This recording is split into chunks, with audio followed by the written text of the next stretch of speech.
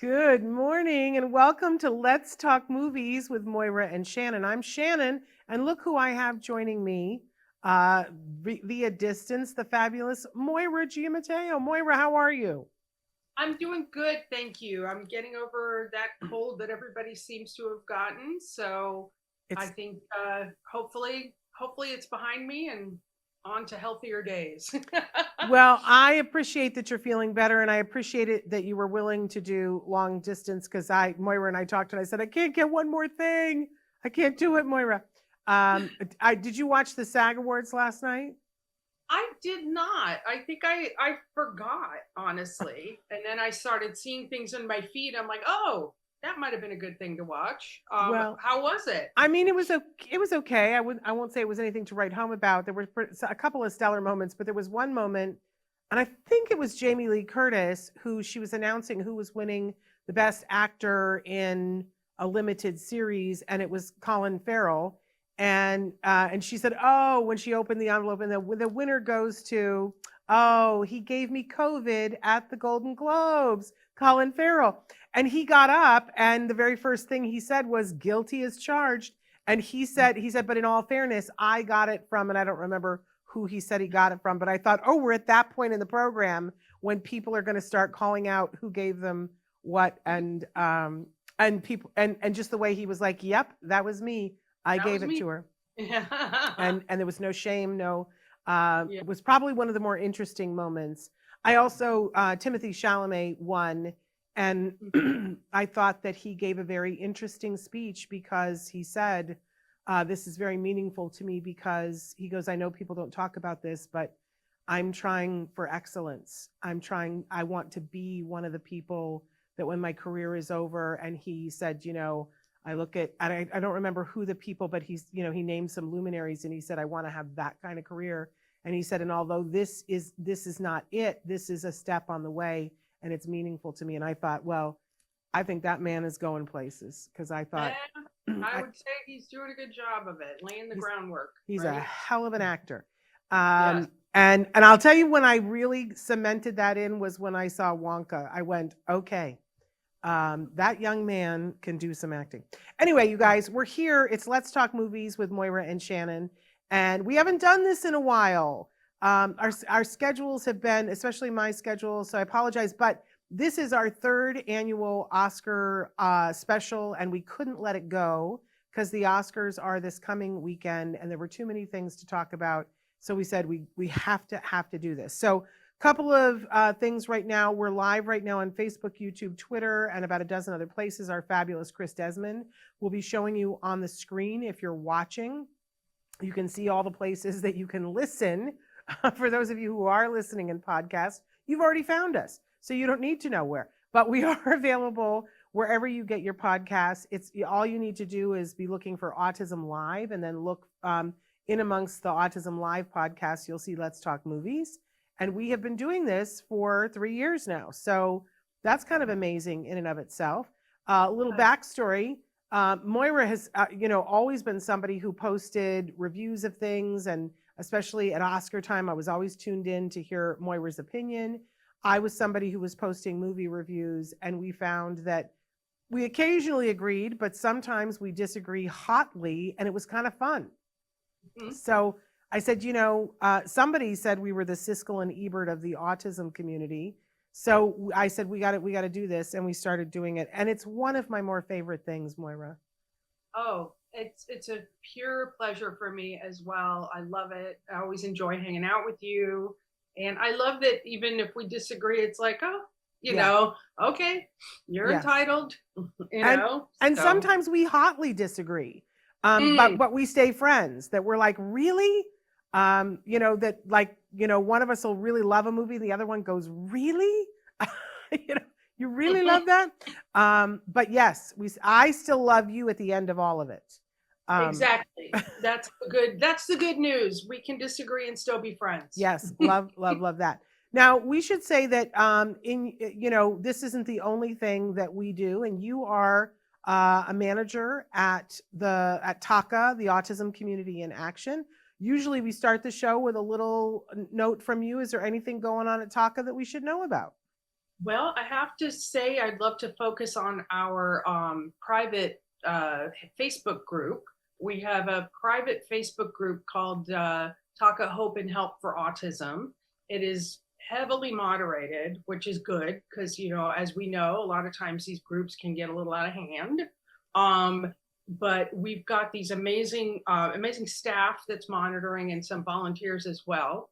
And we've seen an uptick in people coming on board, and I think that's due to Dr. Fry just recently there was a PBS special about cerebral folate deficiency, and I think that's got people excited and interested to learn more about it. And our group, it is all parents, so parents and caregivers. So we do, prior to allowing you entry into the group, you have to answer some questions and you have to be kind of willing to be able to prove that you are a parent or caregiver. And we do that deliberately because we've got vendors sometimes that are very aggressive and they want to try to sell to our parents, and we just don't want that. And we want it to be a safe space for our parents. So it's not us trying to find out all your data. That's not the case. It's us trying to keep the place safe and an important an important resource for families. And that's, you know, so that's why we do that. And the person that is the head of that, Kelly Steffens, she's unbelievably knowledgeable. I mean, and she reads all of these medical articles and she'll write about them in plain English so the rest of us can understand. So really great resource. Highly recommend joining that. I know Facebook can be, you know, social media in general can be a little challenging, but this is a safe space. And it like I said, it is heavily moderated. Nobody's going to be trying to sell you, you know. I mean, for instance, I am a member as a parent, but I don't market Autism Live or even Let's Talk Movies with Moira and Shannon on it because it's not appropriate. I'm there as a parent. Occasionally, I will write in and, you know, say advice about something parent to parent. But I'm there as a parent. You know, I'm not there to promote this show. That's what's so great, is that it is all these parents sharing this information with each other. And I mean, obviously you have to do your research, figure out what's appropriate for your kiddo, but it gives you a starting off point of like, oh, I'd never heard of that or whatever. And I read an article, watch a webinar, that kind of thing. Those are the things I do to keep on top of things that I might need to be looking into for my guy. So it's great. It is great. It is a wonderful thing. And as always, you know, if you don't know about Taka, really want to encourage you guys to go to their website, which is tacanow.org. Find more information. What a wonderful, wonderful organization. I know you guys have already started planning your fall thing. I got asked to speak, so I know that you're planning it. Don't know what I'm speaking on yet. One of our more popular sessions, I will have to say, Miss Shannon, you know, you're very modest, but if you can come in person and if you can see our fabulous Shannon speak, it's well worth it. She's fabulous. Oh, that's so sweet.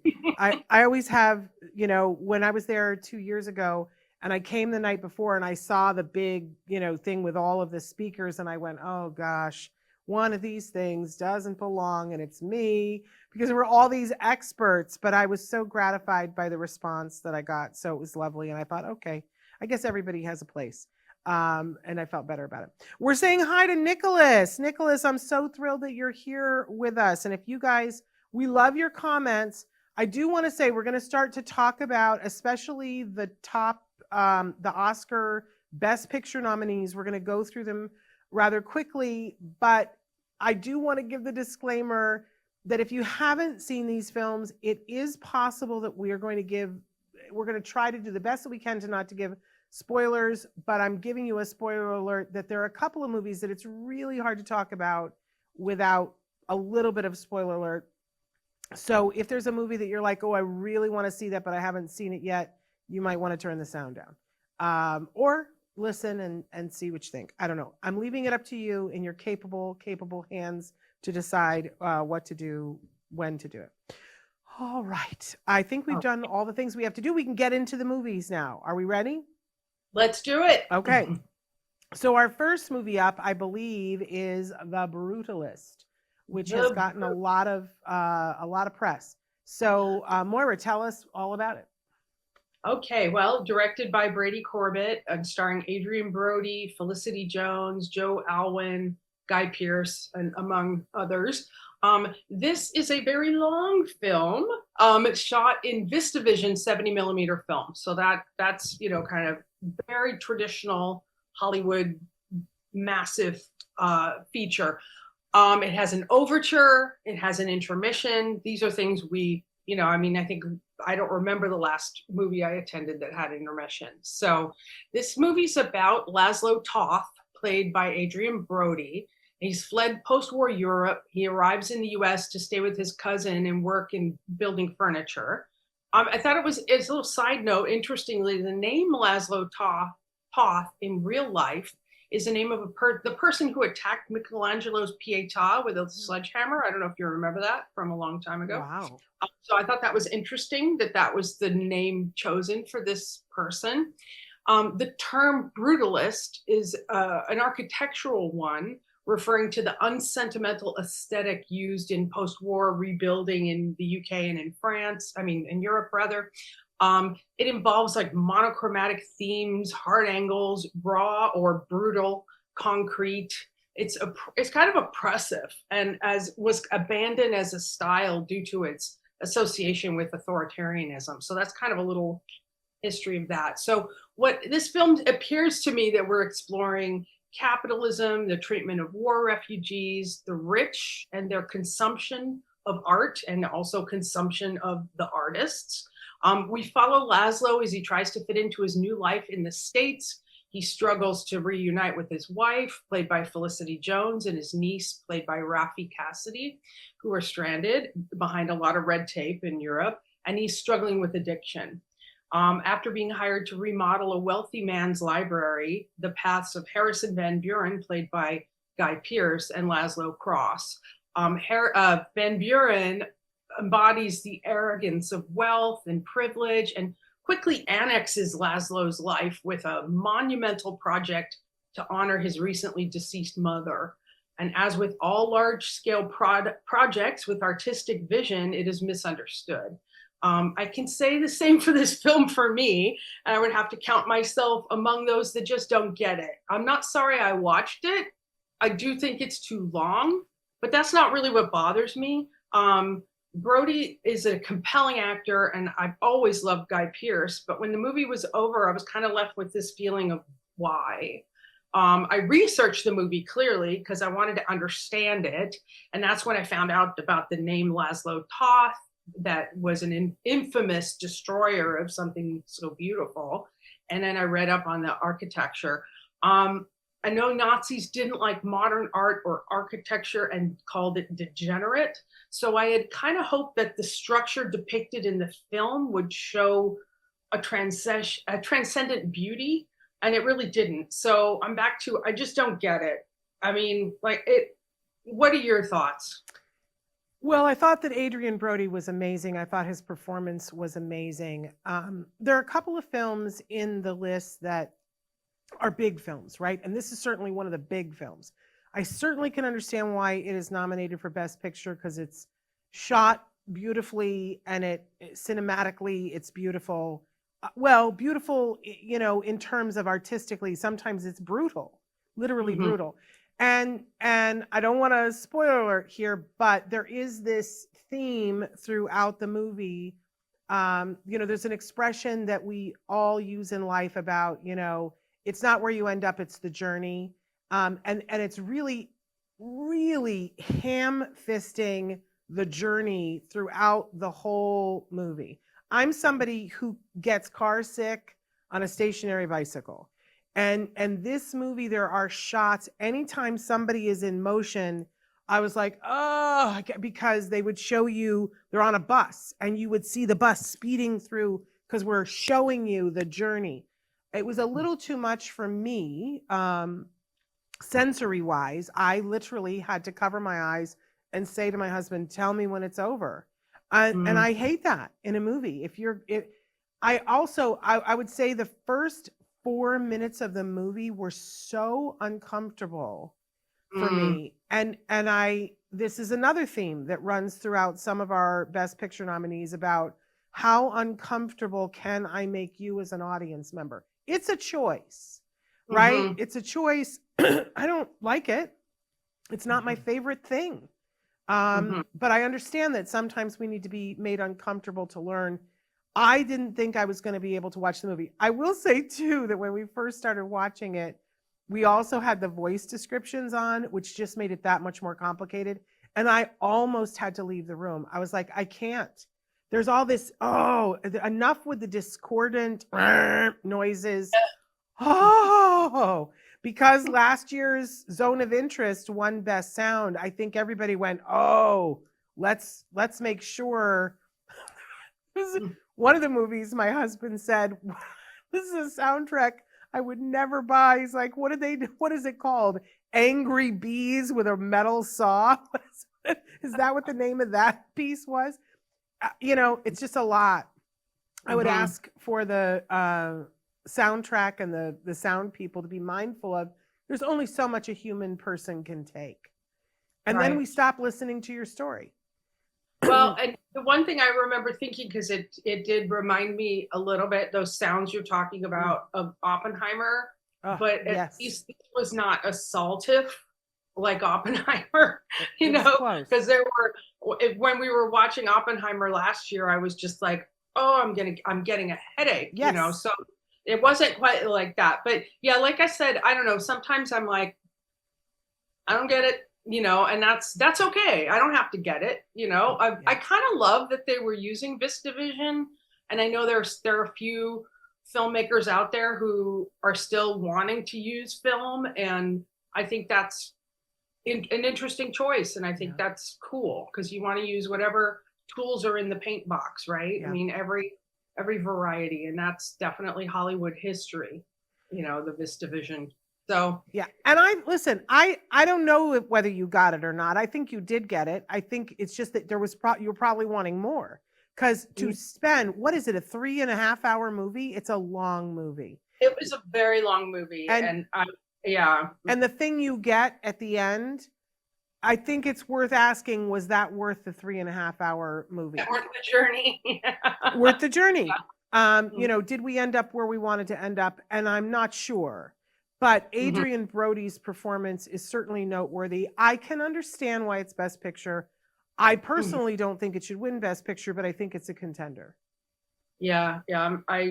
It's sometimes I think the Academy votes for, like, eat your spinach, votes for like, you should like this, kind of thing. And I get that. It wants to be taken seriously, and this is a serious film, and it gave you all the earmarkings of a serious film. Yeah, so it's some spinach though. Yeah, it's some spinach. Okay, moving on to our next film, Anora. Anora, this is directed by Sean Baker. Yeah. Sorry, you there? Mm-hmm. All right, sorry, thought I lost you.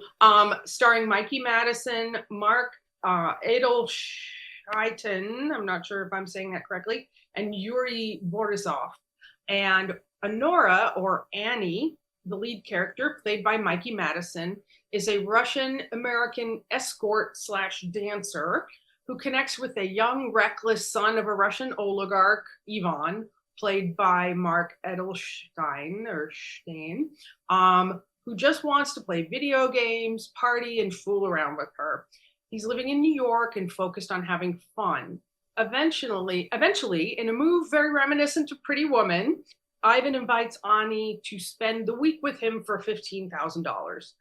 Lots of partying and sex later. They end up in Vegas, and Ivan proposes. Ani is thrilled. Ivan's parents, not so much. They dispatch their fixer, Toros, and two thugs, Garnik and Igor. Igor is played by Yuri Borisov, and he is nominated for supporting actor. None of them have counted on Ani and her refusal to annul the marriage. Mom and dad are on their way from Russia. Ivan takes off. The next third of the movie is a drawn-out chase where Ani and the fixers go on a hunt for an extremely drugged out and erratic Ivan. This movie got a ton of praise. I don't know that I entirely see that. I thought Mikey Madison gave a great performance, but I found her New York accent, fluctuating a little bit, which I found distracting. But that might have been purposeful because she is somebody that speaks Russian, and I'm not sure.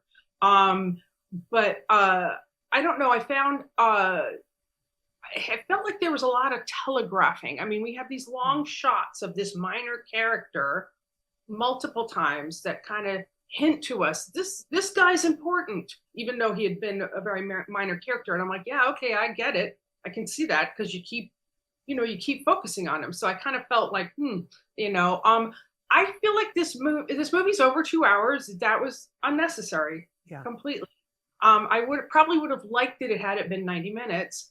It's just, I was a little worried about her as an actor because I felt like there was a lot asked of her that was very explicit for nudity and whatnot. I mean, she is a sex worker, so there's a lot of that, and it worried me. But my daughter assures me that this director, Sean Baker, is a lovely guy, and she really likes his other movies because he's done a couple of other ones as well. So I'm not familiar with his work, so so I just found it a little uneven. I'm a little mystified that it is a Best Picture nom, but I didn't hate it. It just wasn't quite, it wasn't quite what I expected, and then it kind of dragged. So what are your thoughts? Interesting. I think the best thing about this movie is the script, because it was surprising. There were some left turns, and excuse me, there's just when you think it's one movie, it shifts and it becomes another movie, and I enjoyed that part of it.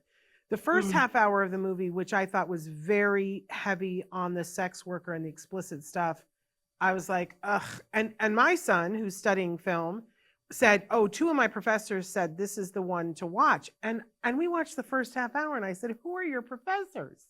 Like, this is like almost a smut film.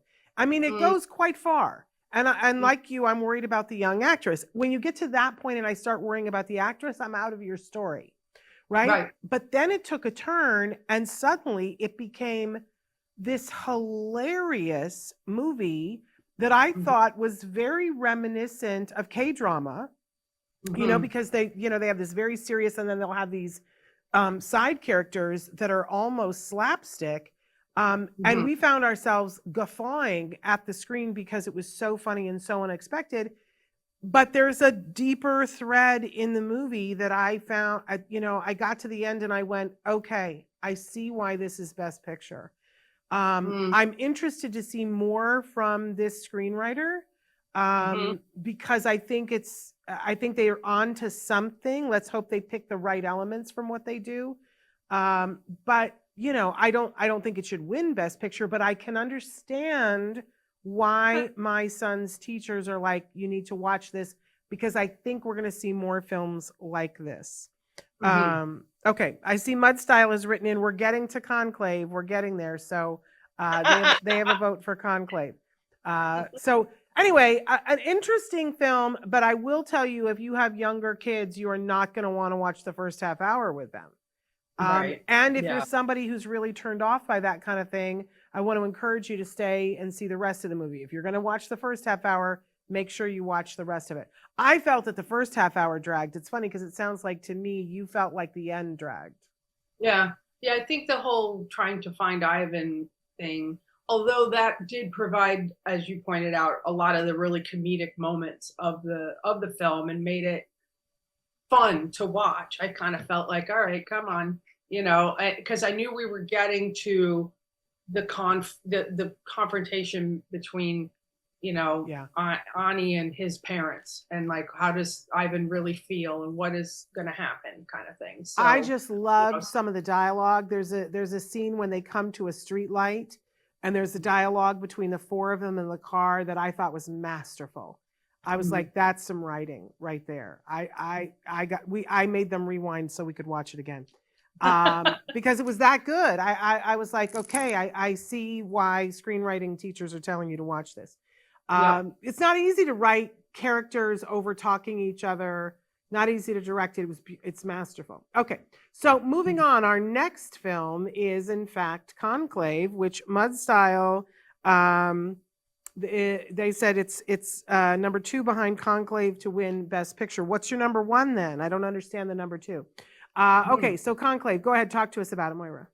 Sure. Conclave, directed by Edward Berger, starring Ralph Fiennes, Isabella Rossellini, Stanley Tucci, John Lithgow, and a cast of lots of men. The Pope has died, and now comes the time for the election of a new Pope. This film gives us an unprecedented look at this ancient process. Ralph Fiennes is Cardinal Lewis, and he's in charge of the voting process, and there are several different candidates vying for the crown, or the mitre, as it were. There's a mysterious last-minute addition to the group of Cardinal Benitez, played by Carlos Dietz, ordained previously by the deceased Pope and placed in a post in secret. So there's all sort of questions surrounding that. Speaking of secrets, there are tons. And the story unfolds showing each of these ambitious men seeking office and what their election might mean to the Catholic world. You have the conservative candidate, Cardinal Tedesco, played by Sergio Castellito, who wants to bring back Latin and purge the church of people that don't agree with him, contrasting starkly with Cardinal Bellini, played by the always fantastic Stanley Tucci, who wants to move the church towards his progressive and inclusive vision. The ambitious Cardinal Tremblay, played by John Lithgow, and Ademi, the cardinal with a past, played by Lucian Masmati, are all campaigning and trying to curry votes, and that makes for a really great dramatic dynamic. There's this wonderful phrase that I love called "There are no small parts, only small actors," and boy, oh boy, does Isabella Rossellini exemplify that statement. Yeah. As Sister Agnes, she doesn't have a lot of screen time, but she makes the most of it. Among a cast of amazing actors, everyone holds their own.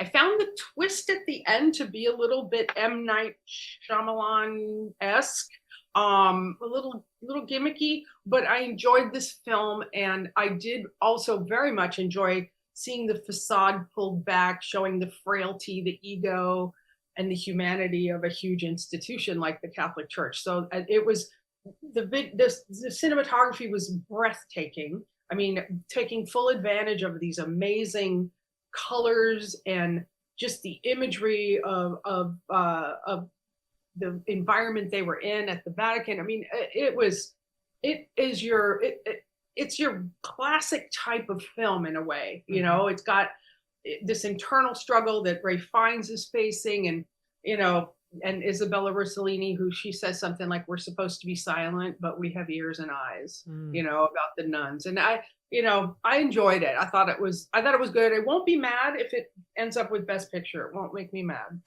Well, and Mudstyle says Conclave is number 1 and Honora for them is number 2. That's what I hadn't understood. So thank you for the clarification.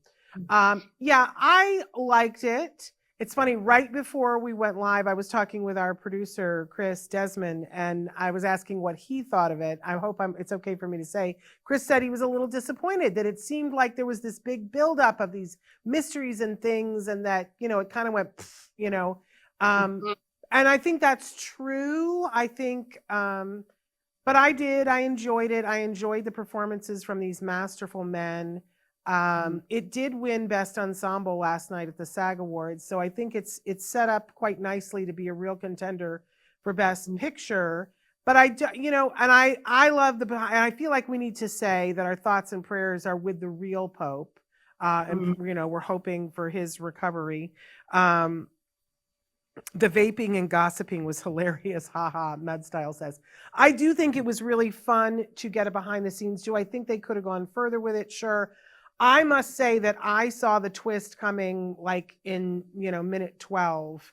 I was really? like, okay. that's, yeah. And the whole time I was like, that's what's going to happen. So that did not feel like a twist to me. It did not feel like a surprise. I could watch that kind of movie a million times just because I love and am fascinated by the behind the scenes of that kind of, people who devote their lives. We all have an idea of who we think they are, but often we find that they're people. They are people and they have agendas. And for me, the overriding thesis of the movie is that, if we set the stage, that, spiritually the right thing will happen. And of course, Ray Fiennes' character is sort of in charge of setting the stage, and watching him twist in the, am I doing that? Am I actually doing that? Was very compelling to me. But I do think it could have gone, it could have been, it was kind of a, for me, but other than that, I quite enjoyed it. And cinematically, and watching them put on the robes and everything, I was really jazzed about all that. Plus, yeah, I love those actors. I love John Lithgow.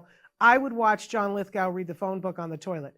I'm just saying. And a huge supporter of autism. Totally, he is so great. And a huge supporter of the autism community. I didn't know that. Oh, I saw him be the keynote speaker at the, I'm going to forget, I can never think, is it, I don't know what the name of it is, but they do a big conference in March, and he was the keynote speaker and had us crying in buckets. Talking about autism. It was just tour de force. Amazing. He's written a children's book, maybe more than one, but we had a children's book of his about a squirrel named Macabre. And I remember reading that to the kids and just very much enjoying it. I could kind of almost hear his voice in my head when I was reading it, So yeah, I love him. He's an amazing human. Long may he work. He's so enjoyable. And I love Stanley Tucci also. I love to watch Stanley Tucci cook. I watch Stanley Tucci do anything. So there we go. And I'm pretty okay with Ray Fiennes too. I'm not turning my head the other way for him. And Isabella Rossellini. Look, it's worth watching. Chris thought that it didn't go enough. I think maybe it didn't go enough, but otherwise. All right, let's move on to our next film. Okay. Oh, here we go. Next up is Emilia Perez. This is directed by Jacques Audiard, I'm going to pronounce it that way. I'm not sure if I'm right. Starring Carla Sofia Gascon, Zoe Saldana, Selena Gomez. This is a Mexican drug kingpin, Mantias, played by Carla Sofia Gascon, enlists the help of a lawyer to be able to arrange for sex reassignment surgery, not to escape his criminal past, but to become her real self. Her family thinks she's dead, and her lawyer, Rita, played by Zoe Saldana, has relocated the widow, Jessie, played by Selena Gomez, and the couple's 2 sons to Switzerland. After going through the surgery and successfully establishing herself, or reestablishing herself, she now, 4 years later, emerges as Emilia Perez. Emilia finds Rita and gives her another task. Emilia misses her sons. So much so, she wants to bring them back to Mexico, putting herself in certain danger. Carla Sofia Gascon, who is in actuality a trans woman and also had a career in Spain prior to transitioning, is totally compelling in this role. My challenge with this film is that the writer-director Jacques Audiard had an oversimplified view of gender. I read GLAAD was not on board with his portrayal of the trans experience. And I would have to say, it does strike me as somebody who didn't know a lot of trans people would probably write and assume about trans people. We're shown that when she is Mantias, a man, Emilia Perez is violent and evil. And upon becoming a woman, she is now nurturing and saint-like. Audiard also seems to have a bleak view of Mexico, a place he apparently did not visit prior to writing this movie. Mexican communities are also not thrilled with the portrayal of their country as a drug-infested hellscape. So some challenges with this. The thing that sets this movie apart is that it's a musical, not in a traditional sense. The songs appear to only be inner dialogue of the characters and therefore a way of learning their inner thoughts. However, they don't really advance the plot as in a traditional musical. That's what the function of the songs are. They're twofold. The wife of the assumed dead drug lord is played by Selena Gomez. And of course, her reappearance on the scene puts Emilia at risk of discovery. But it looks like everyone's pretty clueless and only sees what they want to see. none of the music really stuck in my head afterwards. But I did think there was a lovely number with when Amelia is talking to her son, and she is Auntie Amelia to the son because she has not identified herself. But the son sings about how Auntie Amelia smells like his papa. And that was a very touching song. You know, I think this movie tried to do something very different, which I appreciate. I don't think it really succeeded. But you know, it was a ride, you know, it was a hell of a ride. Yeah. Mudstyle said the controversy and drama with Amelia Perez is endless. And I think that that's true. I think that there was more drama and controversy off screen than there was on. And that's saying a lot because there is some controversy and drama within. I think that for me, the biggest problem was that it wanted to be it said it was a musical. It tried to be a musical, and I just couldn't figure out why. The music, it would come in these moments that were like, what's happening here? And it didn't move the plot forward. It wasn't memorable. It wasn't even melodic most of the time. So it was just annoying. And it seemed like it was a device to give Zoe Saldana license to get on tables and, you know, do all kinds of, you know, movements and whatever. I felt like, oh God, a pause break. And now we're going to do this thing. And then can we get back to the story? I'm all about tell me the story. And I feel like there was a story here. And I feel like the reason why it got nominated for Best Picture is because the story is on the outskirts of it, timely, you know, talking about gender reassignment and what that is like, but it didn't really elucidate that for us. So for me, no, I don't. And Zoe Saldana's been winning a lot of awards for it. I'm like, that's okay. Not my thing.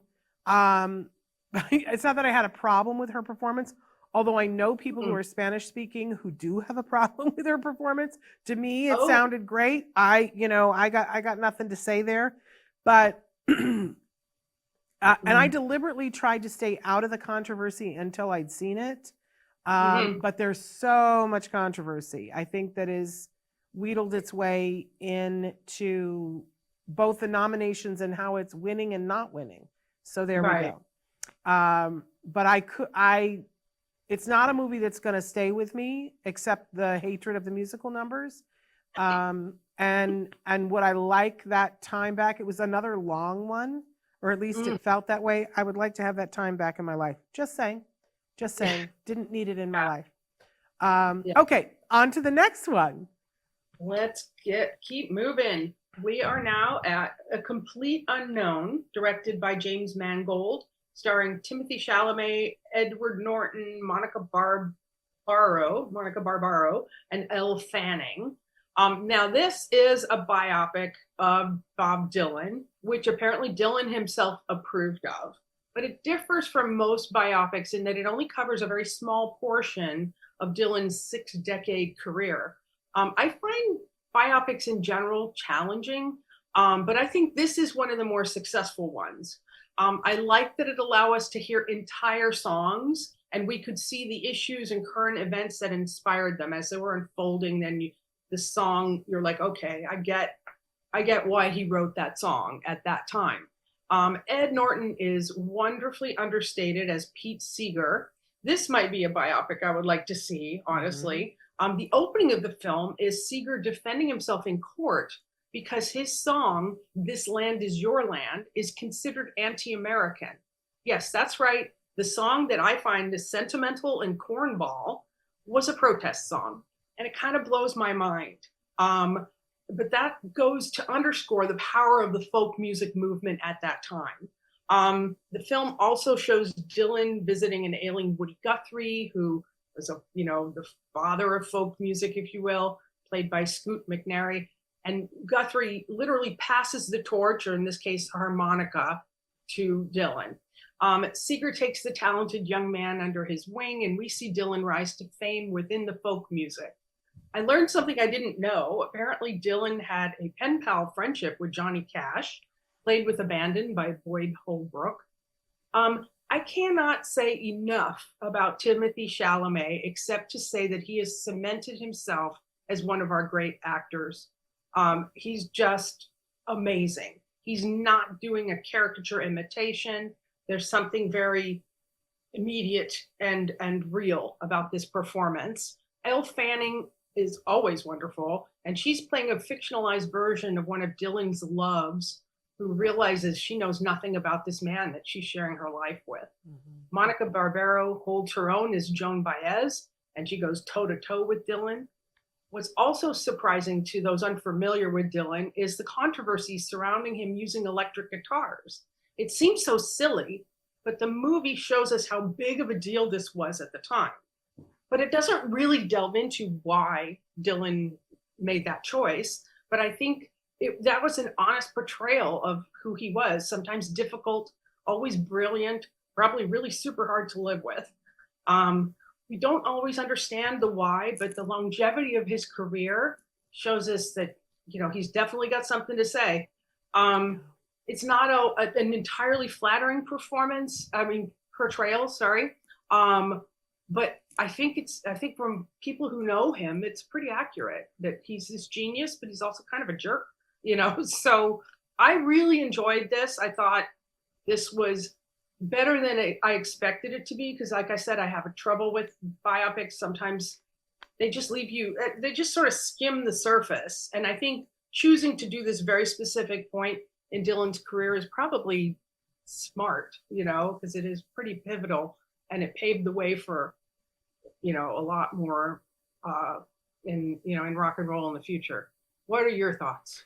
So I loved the performances. I mean, I loved a lot of things about this movie. I loved how it was shot, because the cinematographer, there are stills that we have in our mind about Bob Dylan, those of us that are a certain age, that we can picture that album cover, we can picture that picture, and they hit all those things. And that I just loved that.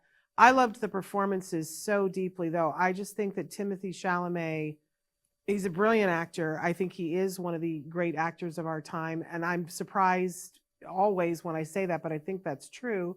I thought that Edward Norton was amazing. I thought that everybody was amazing. The women were amazing. I'll tell you what I felt dropped a little short for me was the script. I felt like with that much, I just would have liked a little bit more. It felt like it needed to be very chronologically correct. I think they got caught since we're only telling this sliver of time. What was great about it was you got to see him going from this literally nobody to being somebody that couldn't walk 5 feet without people freaking out, and he couldn't be himself, and he was a little bitter about it. But I just thought there was so much room in there that if we weren't as worried about the timeline, we could have learned more about Dylan. In my research, I found that Dylan not only approved, but was very involved in what they could show and what they couldn't show, which I think is telling. So I think it was great. I think the screenplay is a little thin, but the performances more than made up for it. It's such a delight to watch.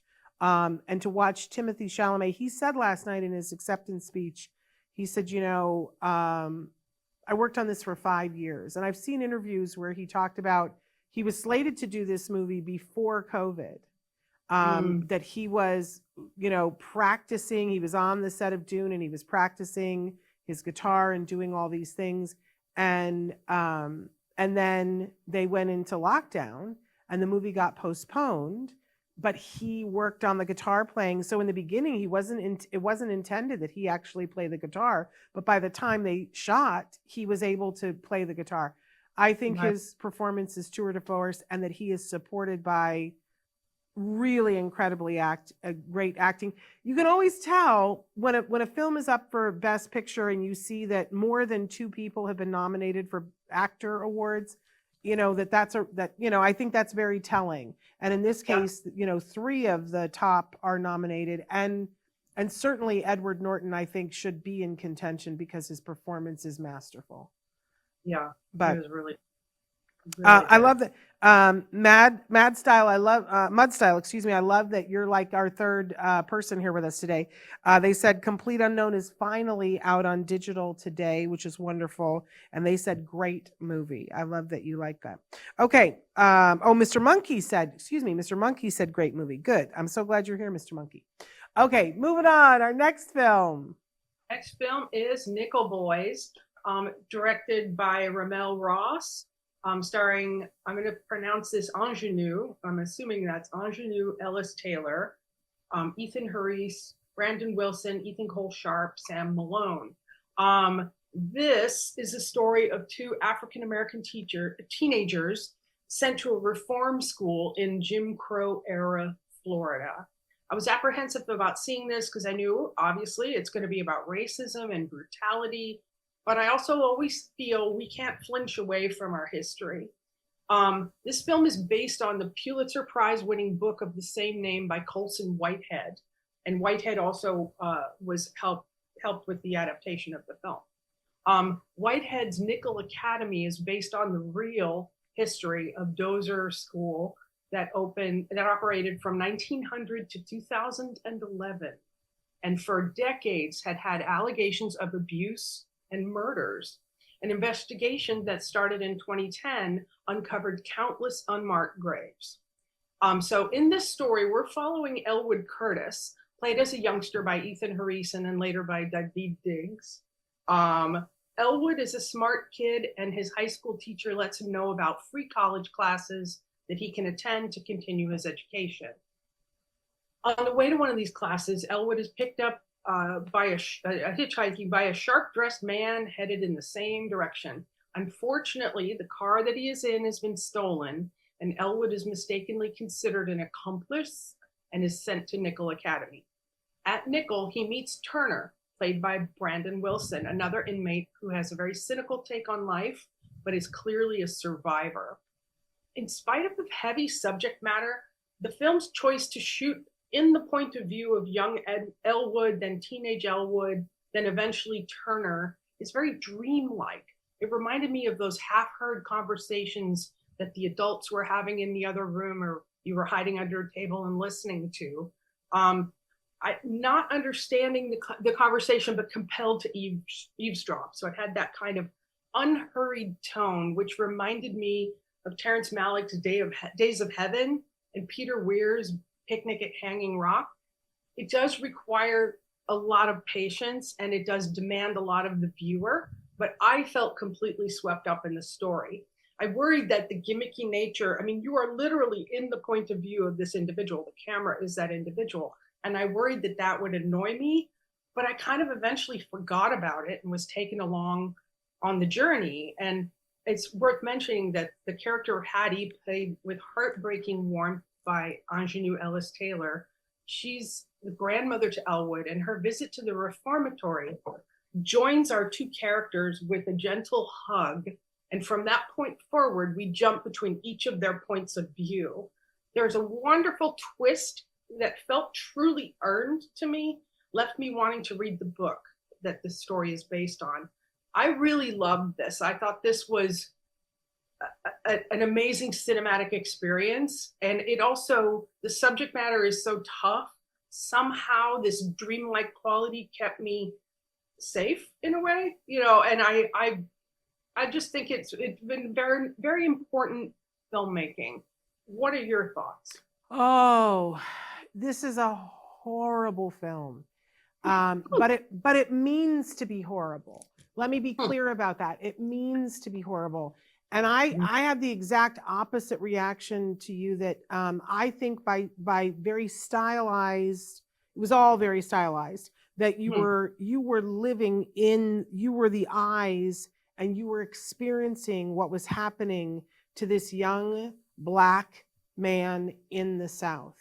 And in a way that, you know, for me as a white woman, I'm never going to be able to have anything closer than that experience. So I didn't feel safe. And I thought that that was the point. That it is impossible not to be confronted with I don't know, sensory nightmare of it all. There's one scene when it's disjointed. I mean, the storytelling of it, like you go from one thing to another, and it really is like flipping through a child's memory. But there, just there would be like a scene where he just was looking down at his arm, right? And it would hold for a really long time, and then it would go to something else, and you were like, I don't know what I'm seeing. I don't know what's happening. But there's one scene where just out of nowhere, it cuts to this young man. He's standing on the corner. And for this scene, it was very interesting that we were allowed to be a bystander with a very up close view. So we weren't seeing it from his point of view, but there's a white man who's just poking him with a stick for no reason. And it's so uncomfortable that I wanted to jump out of my very own skin. And of course, and it also forced me to confront my entitlement, because when he gets railroaded and sent to this place and the grandmother's like, I'm getting a lawyer and I'm going to do something. And I'm like, yes, fight the system, when in fact there is no fighting the system. It's so systemic that there's no getting out. There's no way around it. And that, it continued to take my breath away. There's trauma that happens in the movie, and the way it depicts it is so horrific, in that, instead of showing us the actual trauma, they cut to other scenes of other things.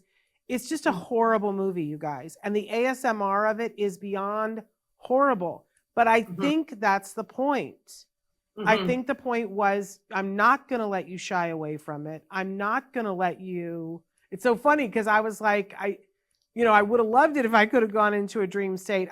There were several times that I was like, I would have to breathe and say to myself, there's going to be a time and a moment when I'm not having to watch this film anymore, and my life will be better. Then I just need to keep breathing to get to the end of this.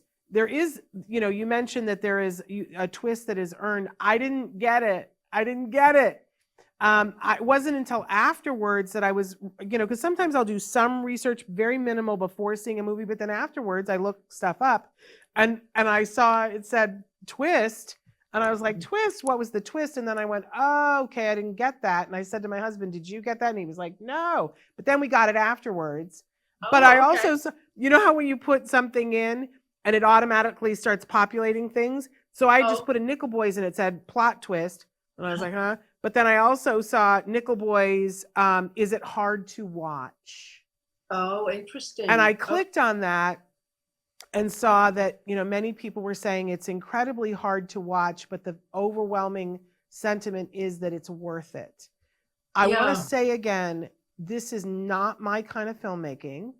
I understand it. I understand that it is a genre of filmmaking. It's not my favorite choice, but like you said, it's like eating spinach. But for me, it's like, taking the poison, and feeling what it feels like to have the poison in your body. Is it effective? Yes. Was just sensory wise, for those of you who are on the spectrum, or this is the one that my husband said, what is the soundtrack? Angry bees being attacked by a rusty saw, because it jarringly, anytime they cut to those clip scenes that are traumatic, you get the bees and the buzzsaws, and I wanted to run. I literally wanted to run away from how I felt. Again, I think it's the point. Mudstyle says the point of view shots offered something very different. I will say this, though. I got very caught up in the when did it change. I was very much... So I stopped being about the story. I was like, oh, now we're in Turner's point of view. Oh, why are we 3 feet behind his head now? Why am I seeing this from the side? Yes. And that's what I loved about it. It was a language that you figured out kind of later after the twist. You're like, oh, well, now I get it. And I loved, because the moment where I mentioned it, the gentle hug that the grandmother gives Turner. Yeah. Because can't see Elwood, right? And they won't let her see Elwood, so she hugs Turner. Right. Then you're in Turner's point of view as well. So I kind of loved that was that moment that was so special, that opened up the story to both of these young men's experience. And Even I really, before that, there's a scene when they're eating a meal and you're seeing it from Elwood's point of view. right. And then you see the same scene after the hug, you see the same scene From Turner. Turner's point of view. Yeah. Yeah. So, and then it got more comfortable because then you were kind of flipping between the two views, and they had this parallel story and friendship, and but it was horrifying.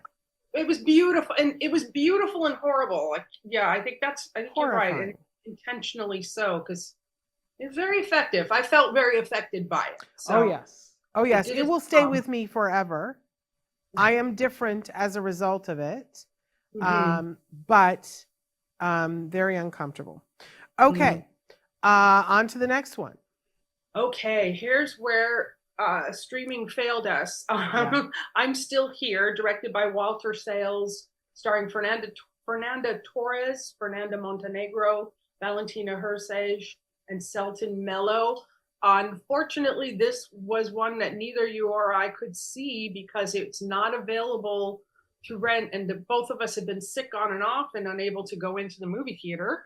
So we did not get to see this, but the story is a mother is forced to reinvent herself when her family's life is shattered by an act of arbitrary violence during the tightening grip of a military dictatorship in Brazil of 1971. And then this little paragraph, one afternoon in 1971, Rubens Paiva, a former congressman, an outspoken critic of Brazil's newly instituted military dictatorship, was taken from his home in Rio de Janeiro by government officials, and nothing more that told to him that you have to give a deposition. And then he disappeared. This movie is adapted from his son Marcelo Rubens Paiva's memoir.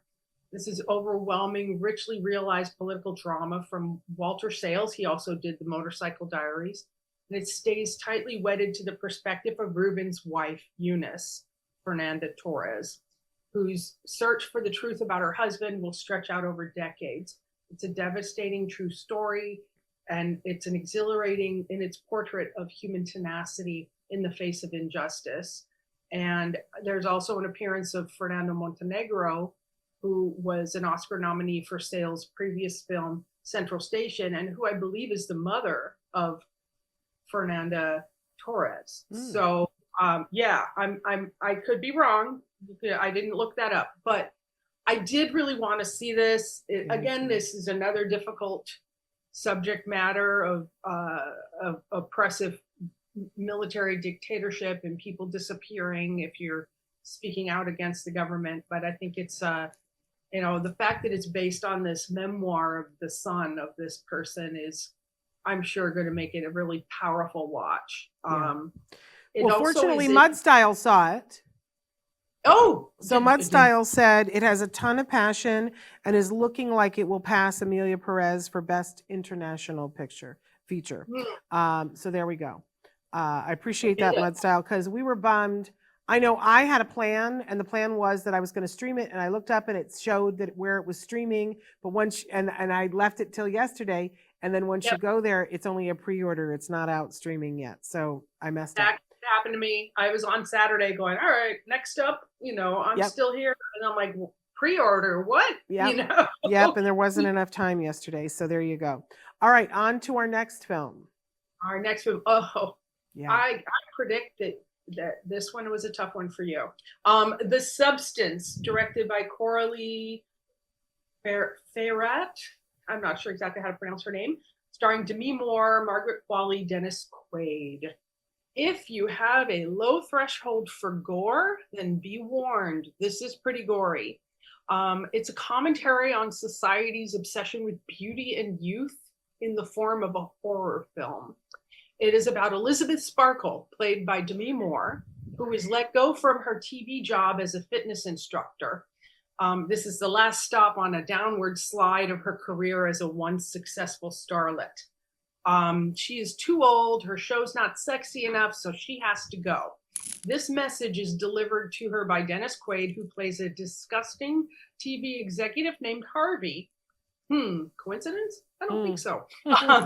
She happens upon a handsome young man who points her in the direction of a solution to her problems, the substance.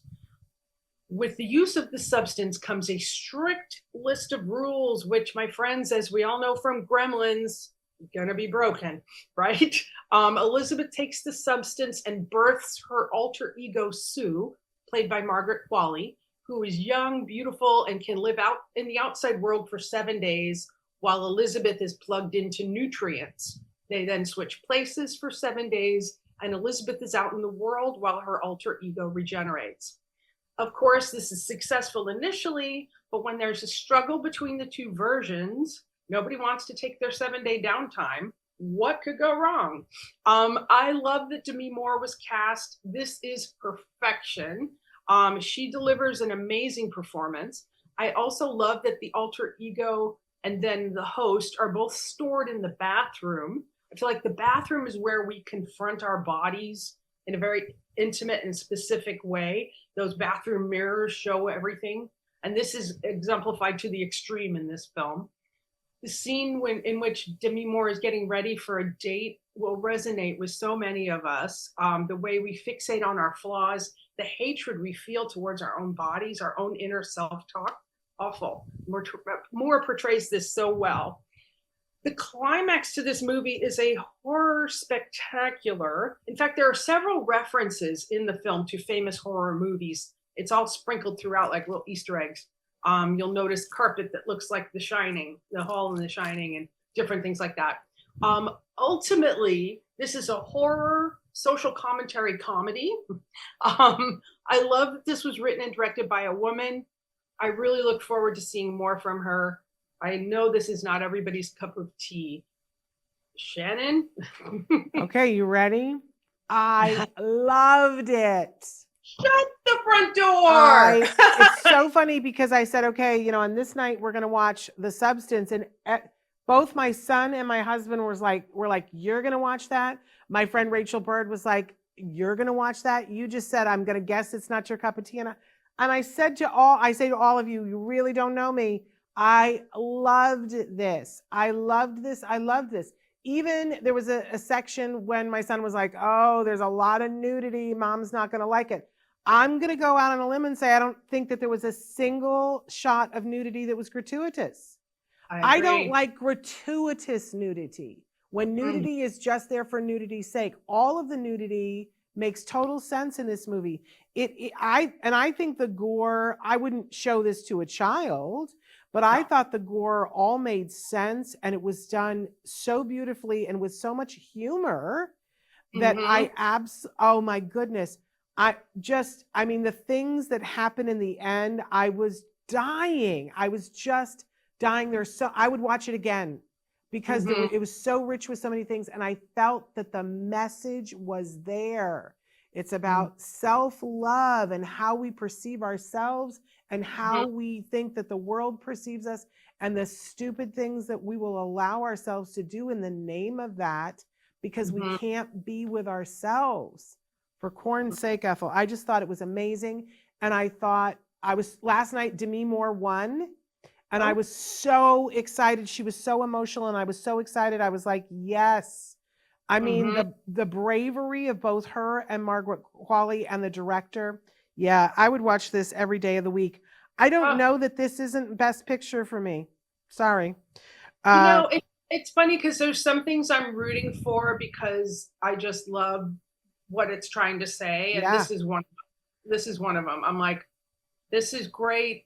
And also I gotta say, woman director. She's the only woman nominated in the directing category. Yep. I'm like, I want to read Mudstyle. Mudstyle says, it's rare for horror movies to get into Best Pictures, but the daring performance of Demi has got people really supporting her. Last 30 minutes can make or break for viewers. I thought it was masterful. They went on to say it's favored to win Best Makeup as well as Demi for Best Actress. Yeah, I'm not surprised by that. I think that is true. And honestly, Hollywood tends to be sentimental. We love a comeback, don't we? And I think that even though I don't know that Demi Moore was suffering without work, I think she picks and chooses carefully. It was nice to see her come back with this kind of a performance. And what a way to come back. Jeez. I mean, exactly. She wasn't messing around, and it was just brilliant. Brilliant. I loved it. Yeah. Loved it. I don't know if you saw the documentary Brats about the Brat Pack, and Andrew McCarthy was interviewing everybody. Demi Moore, I'm like watching it going, oh my God, she had such a zen attitude towards the entire experience of, having been part of the Brat Pack. And I was just like, who knew I'd be listening to Demi Moore and going, wow, she has some really great insights. Yeah. So it shows you how you underestimate people, or they're packaged a certain way towards you, and you tend to be limited in your thought pattern of who they are. So I'm a Demi Moore fan now, I guess. Well, I kind of always was. I'm really happy for her. I'm really, really happy for her. I thought she just ripped that. I've always liked Margaret Qualley as an actress. When she did that show Made, I thought she tore the screen up and down and sideways. And I thought that I think she's really wonderful in this too. And her performance was also brave. It's easy for us to miss that when somebody's young and their body is all tight, but that was still very brave of her. And listen, that end makeup is just off the freaking chart. And I was losing it. Like there's just boobs poking out in different places and hanging. Comes out of her mouth, her eye or something, and I'm like, what's happening? I was screaming and laughing and beating the couch and jumping up and down. It was just amazing. Okay, so I loved it. Let's move on to our next. Next up is Dune 2, directed by Denis Villeneuve. Or Villeneuve. Sorry, I'm terrible about pronunciations.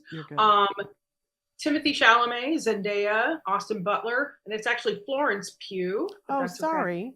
Yeah, no worries. Rebecca Ferguson, Javier Bardem, and Christopher Walken. This one the synopsis of this would take another hour because it's a very dense story. It is part 2 of the book by Frank Herbert called Dune. And what we're doing is we're checking in with Paul Atreides, played by Timothy Chalamet, to see how things are going. When we last saw him, he and his mother, Lady Jessica, played by Rebecca Ferguson, had joined the Fremen after House Atreides was destroyed by House Harkonnen. If you will recall, Dune is another name for Arrakis. It's known as the desert planet. It produces the much sought after spice. And there is a prophecy there surrounding a Messiah who comes from another world, but knows the ways of the free people of Arrakis, the Fremen, and will lead them to victory. Of course, we're being led to believe that Paul is the Messiah, and there are believers among the Fremen, Javier Bardem's character, Stilgar, chief among them, who want to follow this new Messiah. Lady Jessica is a tool of the Bene Gesserit, which is an order that is trying to mold the prophecy. And Lady Jessica, is trying to use that prophecy to her advantage. Sorry. It's a complicated world, akin to other world building things you may have read or seen, or got ancient religions and curses and prophecies, as well as the ability to manipulate believers and bend them to your will. The question seems to be, is Paul a good Messiah or a bad Messiah? And for my Monty Python fans, he's not the Messiah. He's a very naughty boy, if you know that. Thank you. I like that Zendaya's character, Chani, isn't drawn into the myth, which makes it difficult for her to watch all of this unfold, because you're in the middle of what can become a holy war. And there's a lot more to this. There's a lot of you have Fade Ralpha, who is one of the Harkonnen people, who's played by Austin Butler, and there's a big showdown between him and Paul, and there's a lot going on with this. It's very, very dense. I was glad to see this complicated world being brought to life. I love the idea of this long game that the Bene Gesserit embark on, planting seeds of a Messiah myth, knowing we'll need this someday. I mean, it's very cynical, but very, very interesting, and a way to control people and the power of this, the resources on this planet. There is a TV series I haven't watched yet that focuses on the origin of the Bene Gesserit order, and it's called Dune Prophecy.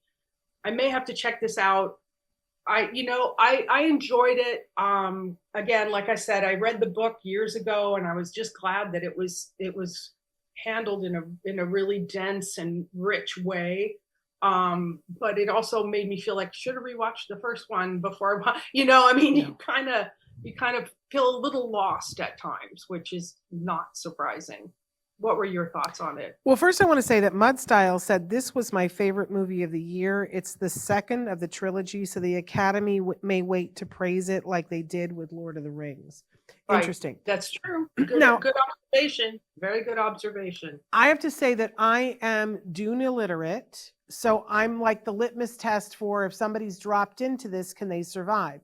Now, when I remember when the first Dune movie came out with Kyle MacLachlan, and I never saw it because people were like, it's just so bad. And It was. and so I never read the book. I never saw the first movie. So when the first Dune movie with Timothée Chalamet came out, I remember when I watched it on my TV. I didn't go to see it at the movie theater, but that's great for me because then I get the closed captioning in a way that I can control it, and that's important for me. So, and I'm told by other people who watched it in the movie theater, they were like, I was a little lost, and I wasn't. And I was sucked into the first one. I was like, you're telling me a story. I always say, tell me a story, and I'm there for it. So I was super excited and loved the first one. I wish that I had rewatched it before because too much time went by. So there were many times when I was watching it, and I just watched it this weekend. There were many times when I was watching that I was like, oh, I don't remember who that person is. Now, the story was good enough and the cinematography was good enough that I was like, ride the ride, Shannon. You'll figure it out as it goes along. And it did very well. It played very well for me. I did not know it was part of a trilogy. So we got to the end and I was like, I was looking for some closure and it did not happen. And I was a little pissed about the end. Had I known, I would have known to meter my expectations. But it's pretty dense. And I think the payoff probably is in the third movie. So this movie feels like a middle child to me a little bit. Maybe it was a little bit neglected in terms of, I just didn't feel like I got enough. And it's not a short movie, We got to the end and I was like, really? You're going to leave me here? So that's my feeling. Great, beautiful, beautifully acted. Oh my God. How much do I love Timothée Chalamet and Zendaya together? And great chemistry. And Rebecca Ferguson, who I just loved in The Silo. Oh my God. Did you watch The Silo? I did not, and I really want to because I think she's so compelling. I'm jealous that you get to go watch The Silo now. There's 2 seasons. Enjoy. But anyway, so many characters that it's just like, and you find yourself physically leaning forward, rooting for, and being involved in. I'm not one for long battle scenes, but I was involved, and there's so many things like how are they going to outwit the. There are fewer people, but they're going to outwit them. I love to root for an underdog. So very enjoyable. Yep. Good stuff. Good stuff. All right. And now we come to the last of the movies because we are running long. Oh, we I really think, are. much like many of these movies. Yes. Okay. It's Wicked. Directed by John M. Chu, starring Ariana Grande, Cynthia Erivo, Jonathan Bailey, Jeff Goldblum, and Michelle Yeoh. Now, this is based on the novel by Gregory Maguire, which was turned into a Broadway musical. And it's basically an alternate version of the origin story of the Wicked Witch of the West. The sets and the costume and the world building in this film are clearly based on the 1939 classic Wizard of Oz. Art Deco, colorful, beautiful. Ariana Grande and Cynthia Erivo are fantastic as Glinda and Elphaba. This is only part 1, and it leaves off at the same intermission point as the stage musical did with the fantastic Defying Gravity number. That's the show-stopping number. In this reimagining of Oz, we are shown the beginnings of an authoritarian society and the oppression of those who are different. There are talking animals that have now been rounded up and put in cages. And of course, Elphaba is an outcast because of her green skin. Galinda is a spoiled, mean girl with catty friends, one of whom is fabulously played by Bowen Yang from SNL, and is forced to room with Elphaba as they both pursue their studies in sorcery. The fabulous Michelle Yeoh is Madame Morrible, the mysterious sorcery teacher, and Jeff Goldblum plays the man behind the curtain, the wizard himself. I love the idea of this version, showing us that history is written by the winners, right? Also reminding us how easily we can be swayed by propaganda. The length of the film didn't bother me. I didn't feel like there was any filler, and I was happy to be in that world. Jonathan Bailey of Bridgerton fame was wonderful as Prince Fiero. Marissa Bode was also wonderful as Nessa, and surprisingly, this is the first time a person in a wheelchair has been cast in that role. And from what I recall from Act 2 of the stage musical, they have their work cut out for them for the movie's Part 2, which is expected to be released in November of this year. The stage musical is front-loaded in Act 1 with all the best numbers, or rather the 3 that you can actually remember. So I'm very interested to see how they're going to deal with Act 2. I enjoyed this, but much like when I saw it on stage, found it kind of not memorable. I know I'm probably going to be drummed out of any musical theater friend group I have. But as I mentioned with Amelia Perez, a musical should have you walking away humming several tunes. Wicked has 3 good ones, so that's great. So we are humming those, and that is important to me when you see a musical. You want to take a piece of it home with you. I don't know. I had you seen the stage play? No. Interestingly enough, no. And so now, did I have, I know those 3 songs really well. I've performed some of those songs. I know those songs, but no, I had never seen the stage musical, nor did I really delve into finding out more about it. I remember when it first came out, I had a friend who was like, "Oh, it's horrible. It's a horrible, horrible musical, but everybody's going to love it. And it's going to become the next best thing." A lot like, and I feel like a traitor saying this because I worked on Cats, but they said, it's like Cats. It's just horrible, but it's very commercial and people are going to love it. But, in terms of being a good show, it's not. And I've always sort of remembered that and thought, oh, I wonder if I would have agreed with that person's opinion. So I don't know. Were you done? Is it my turn? Yeah, I'm done. You go for it. I mean, like I said, I enjoyed it. This is exactly the kind of film that ends up in Best Picture because it's spectacle, It's gorgeous. And the performances are gorgeous. Yeah. What do you, I didn't hate it. Well, I did. But for all the wrong reasons. Listen, I was always taught, and then eventually I taught, you have to review something for what it is, right? So it is a musical, and it's gorgeous. And it's well sung and well performed. I could watch Jonathan Bailey do that, which I didn't know that number at all. I could watch him do that 700 times a day and never bore of it. But I am morally appalled by it. And I'm morally appalled by it because, first of all, I grew up with The Wizard of Oz, and these characters were very specific archetypes for me as a child. Now, if you want to monkey with that, okay, monkey with that. I appreciated the idea that maybe Elphaba is, really the heroine of the whole thing. But by cutting it the way they did and doing only Act 1, I feel like it sends a message that the propagandists and the bullies are the people we celebrate. And let's all learn the dance number to the thing about loathing you because of the color of your skin. And everybody was like the dance challenge. Everybody was learning, oh, okay, how do I do the Ariana Grande? And I was like, is everybody okay with this? Are we seriously celebrating this? And everybody says to me, oh, that's only because you haven't seen Act 2. Well, Act 2 isn't coming out for, a year. So if you want me to you're going to do a musical about people that are bullies, and you want me to celebrate it, I just wanted to throw up. I made myself watch it a second time. I can't get past it. I really can't get past it.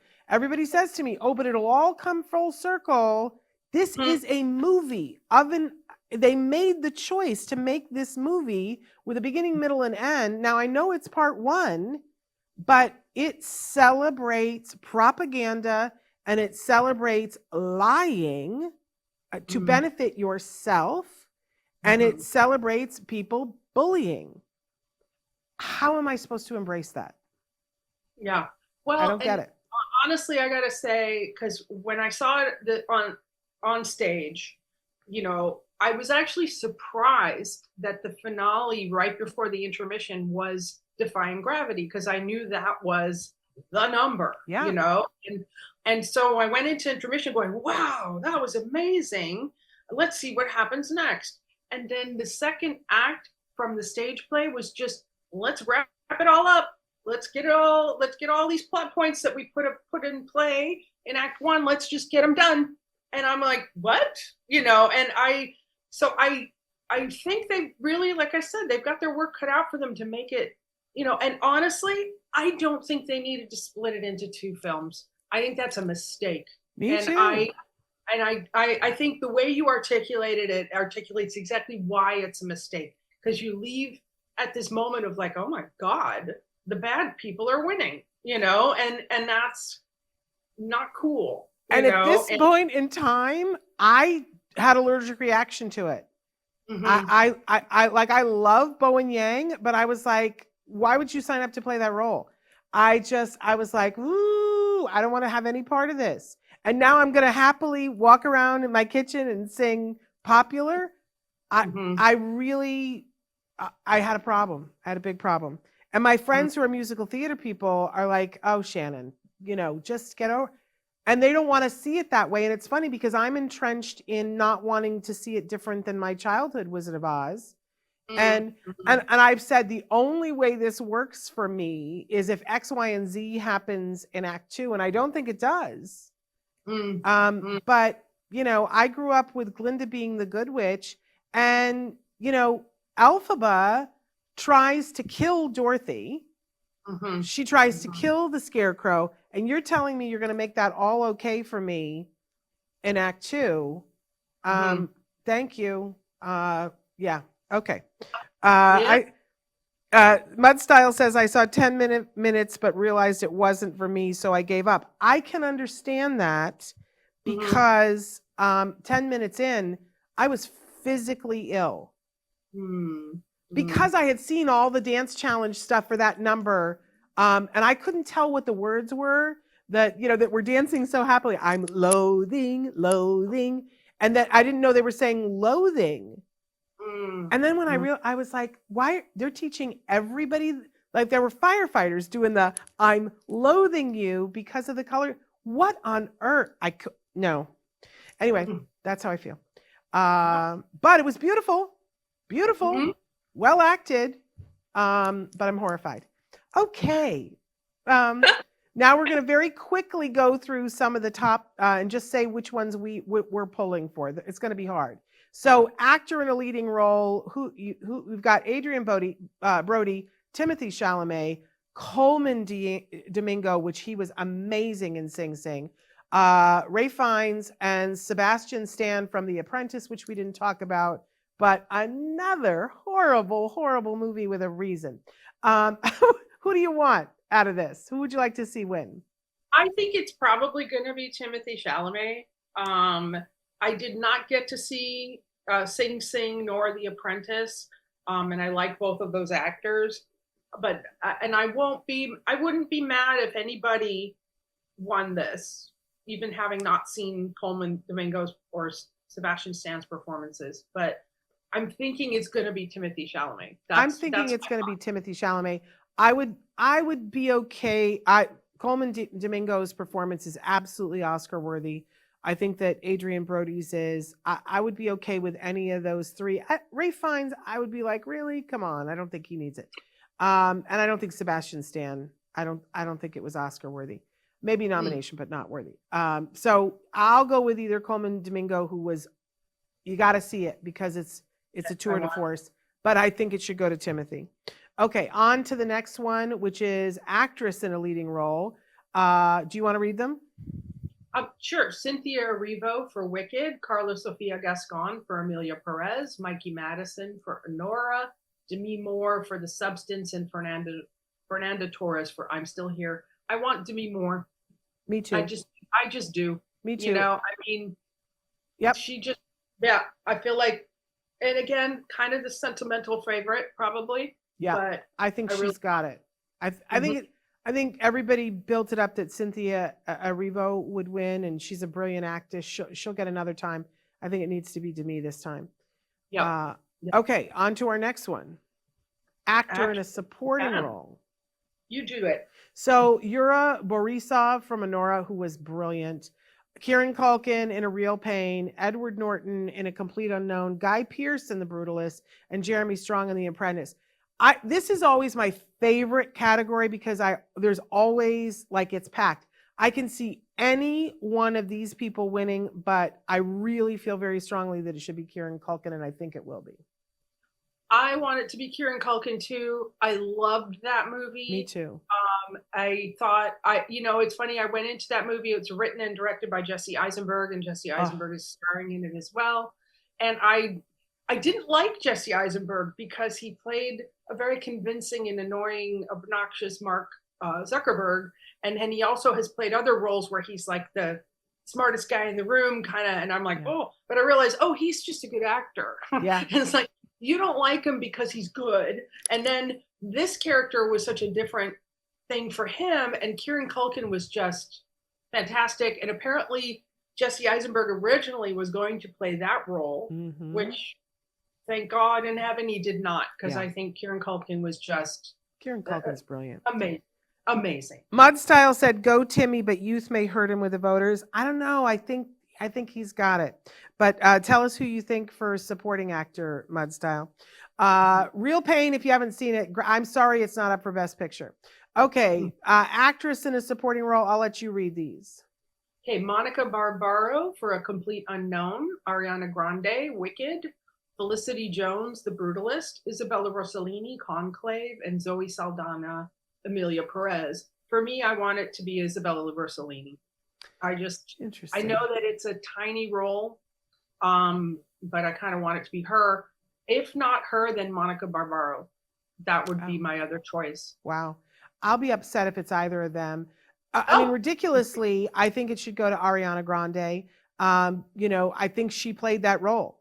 I think she played it beautifully and convincingly, and that she went at it with teeth, so I think it should be Ariana, but I just don't think this is always a tough category for me, because often when it's a supporting role, they don't give them enough.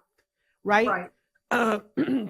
So the Joan Baez, I just don't feel like she had enough. She sang well, but I think it needs to be Ariana. Mudstyle says Kieran, easy win for sure. What do you think about the best supporting actress? Let us know. Okay, on to the next one. Directing, Honora, Sean Baker, The Brutalist, Brady Corbett, A Complete Unknown, James Mangold, Amelia Perez, Jacques Audiard, and The Substance, Coralie Fargate.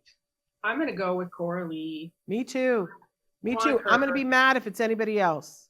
I'm going to throw things if it's anybody else. Yep. And that's all I have to say on that. Okay, on to the next one. You do this one. Writing, and this is original. So it's Honora, written by Sean Baker. The Brutalist, written by Brady Corbett. And my glasses are fake.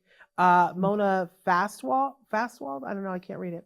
A Real Pain, Jesse Eisenberg. September 5, which I still have not seen, but I want to see, written by Moritz Bender, Tim Fellbaum, and co-written by Alex David, or The Substance, written by Coralie Fargate. I gotta say, I really want Jesse Eisenberg to win this. What a beautiful little film that packs a powerful punch. I think the script is amazing. I hope he wins it. I do too. I agree with you. If not him, then The Substance, Coralie. That because I felt like Yeah, I think I agree 100% with you. Real Pain was just beautiful. It was just a beautiful story. Amazing. Well, it's Amazing. small, but it's not, and that's what I love Powerful. that, Yep. Yeah. Powerful, powerful punch. Okay, Mhm. on to the next one. A writing adaptation. It's all you. Okay. A Complete Unknown, screenplay by James Mangold and Jay Cox. Conclave, screenplay by Peter Strahan. Um, Amelia Perez, screenplay by Jacques Audiard in collaboration with Thomas Bibigain, Leah Mises, and Nicholas Livecchi. Nickel Boys, screenplay by Ramel Ross and Jocelyn Barnes. Sing Sing, screenplay by Clint Bentley, Greg Quadar, story by Clint Bentley, Greg Quadar, Clarence McClin, and John Divine G. Whitfield. I for that, I think I'd go with Nickel Boys, but I haven't seen Sing Sing. So what is your? Well, here's the tough thing. It needs to go to Sing Sing. I'm 100% clear on that, and I don't think they spent the money. But if anybody knew the story of Sing Sing and the way that it was done, it should go to Sing Sing, 100%, because it's a true story based on true people, and they wrote it, and it's beautiful and masterful, and it should win. But I don't think it will. I think Conclave will probably win, and I just think. But Sing Sing should win. But I don't think enough people saw it. I don't think they spent money on it. We'll see. We'll see. But because I don't know, it's the whole with the way the Oscars work, the people in the category get to nominate, but the whole group gets to vote. I don't know that they spent enough money. I like that Mudstyle said Jesse has been charming everyone and the win to pair with Kieran. She also said, or they said, excuse me, Zoe for Amelia Perez will be the winner. Sean Baker for director, and they said Conclave for adapted is the most guaranteed to win of the night. Yeah, but Sing Sing should. I'm just going to keep saying it. Do we have one more, Chris, or is that it? That's it. Okay. Did it. We went over by half an hour, but that's all right. Yeah. Well, I mean, we always go over for this. Is there anybody that you were ticked, because we didn't do an earlier show about this, that you just like didn't get nominated and you're like, how could that happen? Nobody that comes immediately to mind. This was an odd collection and an odd year. It was. So there was nothing that I went, I can't believe they didn't, acknowledge XYZ. But I kind of wish, in light of the other films in Best Picture, I kind of wish that Real Pain was in that mix. I wish Real Pain was too. I wish that Jonathan Bailey had gotten a Best Supporting. But that category was already packed full of people that I would be okay if any of them won. So I don't know where he would have, but I think it's a shame that he didn't get a nod. It'll be interesting. I don't know that they're, I guess the big winner for me that I'm rooting for is The Substance. And I hope that it does well, because a lot of the other movies I was like, okay. Yeah, it was different. And I think that's always a good thing. And I mean, it doesn't always work, because I think there were other things that tried different things, like Amelia Perez. Yeah. And that didn't quite land it, but yeah. Yep. Well, we shall see. I'll be interested to see what you think afterwards, but I'm so glad that we had the opportunity to do this. I want to especially say thank you to Mudstyle for participating, and also to Mr. Monkey, and I think there was Nicholas for participating. And obviously, if you guys are listening to this in podcast later on, we'd love to know your opinions about stuff. And we're hoping to move this show into a pure audio podcast because it'll just be a little bit easier for Moira and I to sit down every month. There's so many things on TV that I'm dying to talk about with you, Moira, like The Silo. Check it out. I'm going to have to. I think you'll love it. Okay, you guys. And they want us to remember that Complete Unknown is out on digital today. Absolutely. And so many of these things. I'm hoping to get to watch. I've seen a couple of the shorts. the shorts are my favorite every year. And you know, you can go to the movie theater and watch. They play all of the shorts in the category end to end. If you have a Oscar party where you really want to do well, that's where it's make or break. Is the shorts if you want to win your local Oscar contest. So they do. There's even a channel where you can watch shorts, but they don't tend to watch the Oscar nominated ones until after the awards ceremony. Yeah. But I've seen a couple of good ones. There's one short live action that I've seen that the title of it is Alien. Yeah, pretty powerful. Pretty powerful. Okay. I have to check that out. Yeah, I think it's just available on Vimeo to watch it now. So there we go. All right, and I've also seen The Only Girl in the Orchestra, which is a doc, which was lovely. That's been recommended to me as well to watch that because that folks have really liked that. So yeah. Moira, it's always a pleasure. I'm glad you're on the mend. I hope I get to see you soon. Loving your hair, loving you. Thank you. Loving you too. You look fab. Very glamorous. In my beads that have been rattling all the whole time. Making a nightmare for Chris, making it hard, always, not meaning to. All right, you guys, we've gone way over, but thank you for being with us. We do not have Dr. Grant Pichet tomorrow. We're showing a rerun tomorrow, but on Wednesday, we are back, and it's somebody fabulous. Why can't I remember who it is? We'll tune in. It's somebody. It's a surprise, but it's somebody fabulous that I'm excited to be interviewing them. So we'll see you on Wednesday. Until then, give your kiddos a hug from me and one for you too. Moira, thank you so much. Thanks for having me. All right. Bye-bye for now. Bye.